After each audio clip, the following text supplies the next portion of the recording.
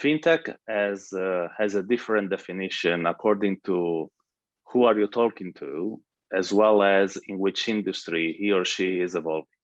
To me, FinTech is really about technology applied to innovation in financial services with a purpose. And the purpose and the goal of it is actually make financial services better, cheaper, and most importantly, more fair and inclusive.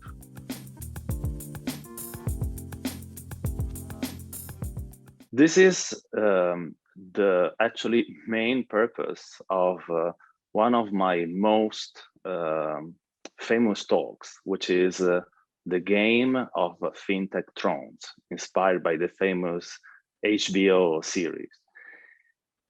Fintechs and incumbents have been at the beginning fighting to each other.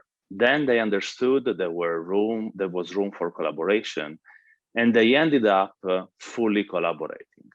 So is this competition, co-petition, and collaboration, these three phases world has evolved, and now they both understand that they have more reason to collaborate than to compete. So they are taking them seriously.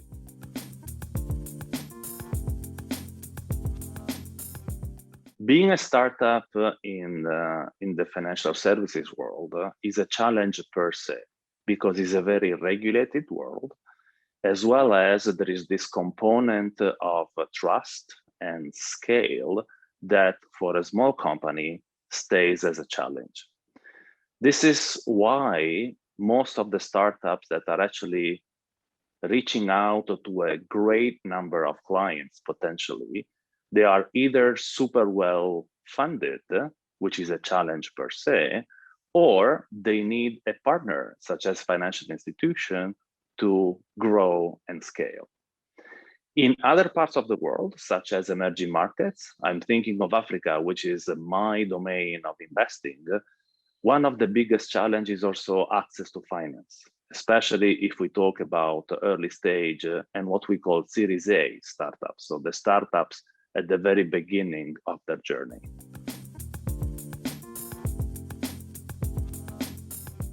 The definition of staying ahead of the game is actually being able to figure out not only incremental innovation, but also disruptive innovation.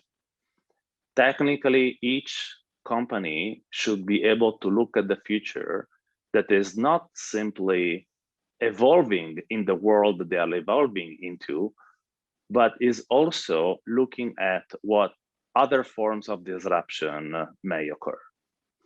This is actually the main thesis of my book, Talents and Rebels, where I do talk about how different types of talents are essential to figure out what could disrupt your business as a company.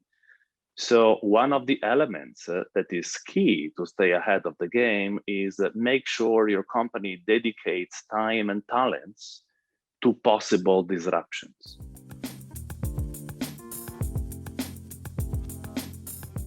As well as economic crisis in 2008 when Lehman Brothers collapsed, was the opportunity for basically the fintech world as we know it today to start thriving. Every crisis is an opportunity to show two things. One is resilience, which is being able to maintain, to stay afloat with your business, but most importantly, anti-fragility. Being anti-fragile means taking the opportunity of how this crisis hit you to come out stronger, not to simply survive. This has to do indeed with a very peculiar form of dealing with innovation, as well as being able to collaborate with different players in the ecosystem, because of course, you are not the smartest kid in the room, and you shouldn't think as yourself as being one.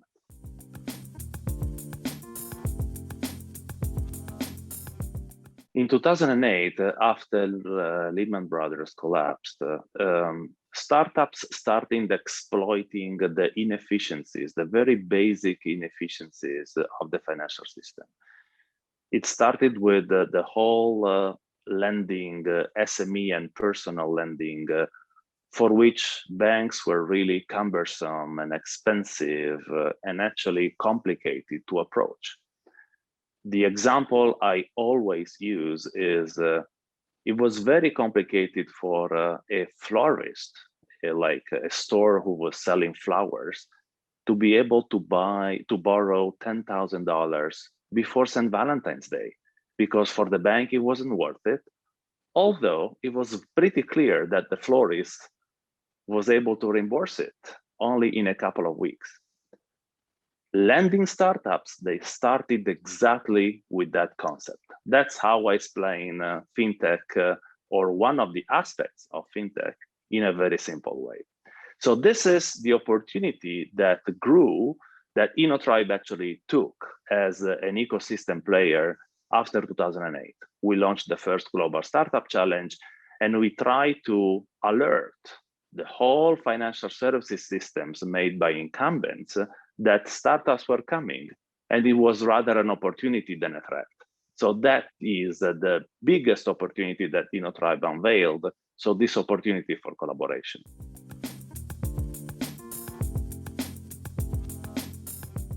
China has achieved a tremendous level of what we call financial inclusion in the past 15 years, according to actually the latest World Bank report.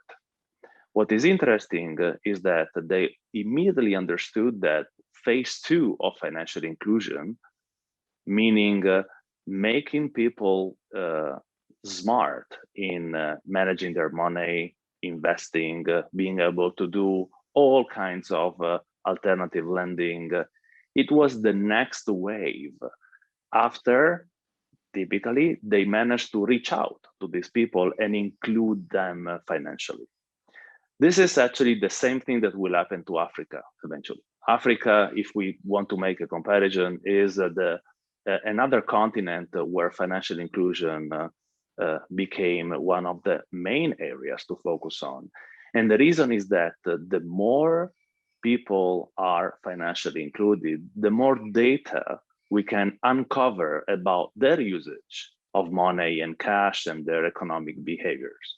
Once we have data, then they become lendable. So they are in the system, and the system can actually pay them back with the opportunity to give them loans and help them grow. This is exactly what China is doing. And why AI? Well, simply because China is one of the poster child in terms of the adoption of super apps and embedded finance. Just think of WeChat, for example. They understood that financial services are actually a mean to an end. And this is something that is happening also in other parts of the planet, where companies like Grab or Uber, they start as a mobility startups, but all of a sudden they put on the top of it a layer of financial services. Long story short, FinTech is really everywhere.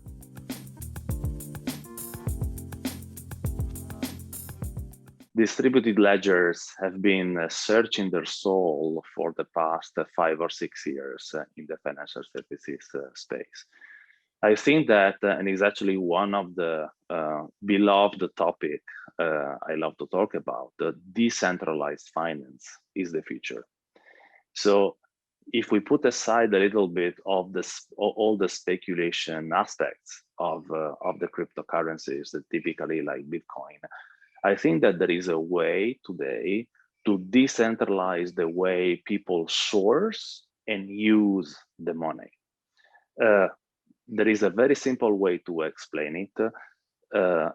Imagine if, for example, we could give access to each individual to be able to have a part of his or her savings invested in application that could lend money into emerging markets or into SMEs all across the planet. Today, regulation doesn't allow you to do this. But decentralized finance can put up a global, could put up a global platform to be able to source money from anywhere in the world and disburse money from anywhere in the world. And this is just the lending part. The amount of money lended through DeFi is now at the level of 60 to 70 billion per year, so it's still really small, but has quadrupled only in the past 12 months. This is, back to your original question about why FinTech. Decentralized finance is one of the safest way to make financial services globally accessible at a cheaper price. Why? Because fully decentralized, less intermediaries, and more timely services. So yeah, I think that there is a great opportunity here to use decentralized technology, of which blockchain is clearly a super important component to refund completely financial services.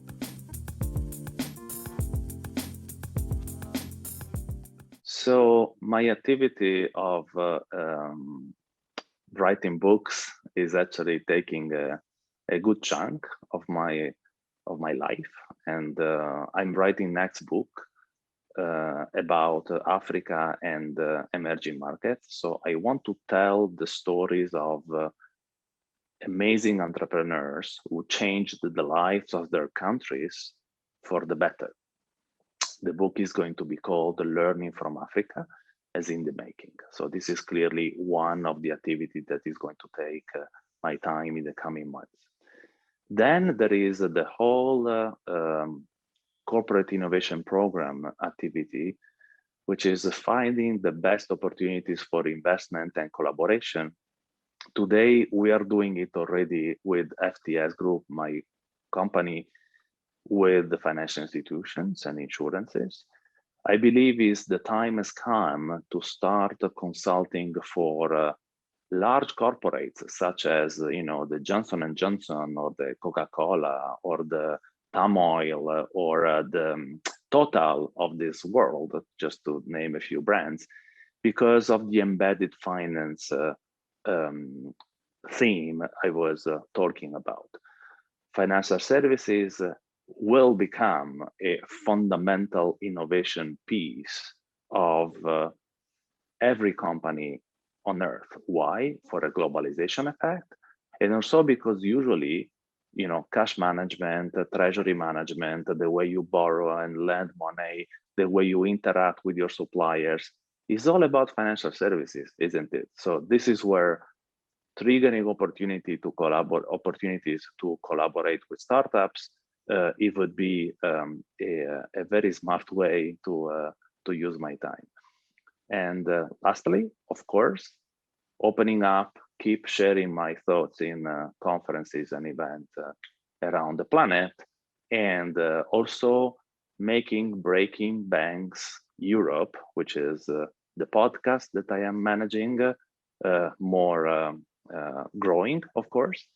And lastly, we are opening up Breaking Banks Africa. So we are bringing the FinTech podcast, the most listened to FinTech podcast of the planet, into Africa. This is what's in store.